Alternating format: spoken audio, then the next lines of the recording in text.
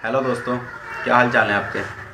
आइए आज मैं आपको बताता हूँ आप अपने क्रोम ब्राउज़र डेस्कटॉप पर अपना यूट्यूब चैनल कैसे खोल सकते हैं। दोस्तों, कुछ दिनों से ये दिक्कत आ रही है कि अगर क्रोम ब्राउज़र पे अपना यूट्यूब सर्च करते हैं तो वो डायरेक्ट हमें अपने यूट्यूब में ही पहुँचा देता है, यूट्यूब क्रिएटर स्टूडियो में नहीं पहुँचाता।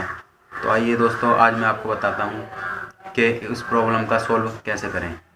तो दोस्तों, इसके लिए सबसे पहले चलेंगे अपने मोबाइल स्क्रीन पर और वहाँ चलकर आपको दिखाते हैं।